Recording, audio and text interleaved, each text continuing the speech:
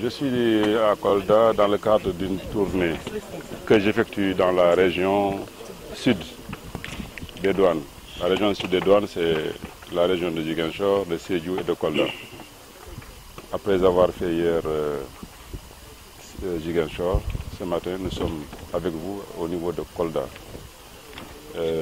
avec une importante délégation de la Direction générale des douanes, comprenant les directeurs des opérations douanières, le directeur du contrôle interne, le directeur des services informatiques et douaniers, venus voir comment vivent nos agents dans leur service, dans quelles conditions ils exécutent une des missions qui est la surveillance du territoire douanier, la lutte contre la fraude, les produits illicites, les drogues, les stupéfiants, les produits impropres à la consommation,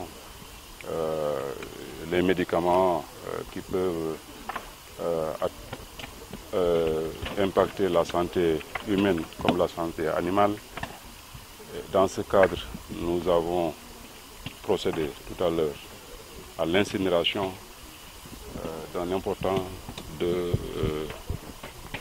produits que j'ai cités plus haut, parmi lesquels nous avons de la drogue, le yamba, ou comme on l'appelle communément, chanvre indien. Nous avons donc de la l'antiméthaphine, bon, pour 22 kg, pour une valeur à peu près de 2 milliards 600 millions. Des médicaments vétérinaires, des produits autres donc, qui sont impropres à la consommation, dont des cigarettes. Bon, le tout estimé à environ 4 milliards et poussière. Alors, donc cela est le résultat d'un engagement, d'une lutte sans merci de toutes les forces de défense et de sécurité. Donc, je veux citer l'armée, la police, la gendarmerie, les sapeurs-pompiers, les services d'hygiène, le commerce même, les services du commerce, donc qui sont à la traque des malfaiteurs, des criminels. Nous sommes donc une zone frontalière avec la Guinée-Bissau, avec la Guinée-Conakry, avec la Gambie de l'autre côté.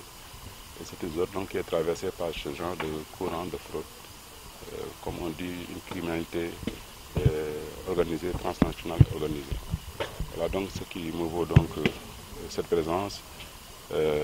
J'ai à mes côtés le gouverneur de la région de Kolda, j'ai le procureur de la République, j'ai également le président du tribunal, j'ai les autres chefs de service qui concourent donc à la lutte contre la fraude, que je dois alors, ces autorités que je citais, remercier pour leur appui, leur appui constant, quotidien, à nos forces de douane, appui sans lequel nous n'allons pas réaliser certainement ce genre de... Au nom du ministre de l'économie et des finances, au nom du ministre chargé du budget, je tiens donc à les remercier vivement et à saluer donc cet appui, cette collaboration, et insister pour que cet appui, cette collaboration se fasse dans le temps, régulièrement, soit pérennisé. C'est donc, voilà, grosso modo, le pourquoi de notre déplacement. Encore une fois, grand merci, monsieur le procureur, monsieur le gouverneur.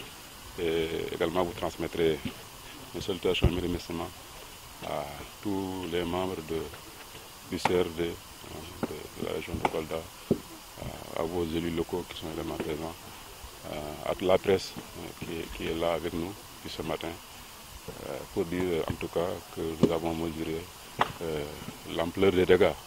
On a saisi une partie, certainement, il y a une partie qui a échappé, il y a une partie également qui viendra. Donc c'est un combat permanent de tous les jours.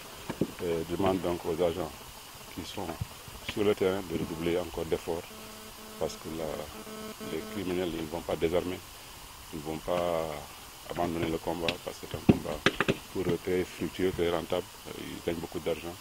Et donc mener, en tout cas, présenter toute l'arme qui sied pour que le combat ne soit jamais perdu. Voilà ce que j'aurais à dire. Les peines varient en fonction donc du délinquant. Donc, ceux qui consomment, ceux qui usent la drogue, la peine est de 2 mois à 1 an d'emprisonnement ferme. Pour donc, ceux qui cèdent la drogue, la peine est de 5 à 10 ans. Et ceux qui font le trafic, intérieur comme international, les peines varient de 10 à 20 ans de travaux forcés. Donc pour cela, pour les consommateurs, pour ceux qui donc, trafiquent la drogue, les peines varient de 10 à 20 ans de travaux forcés.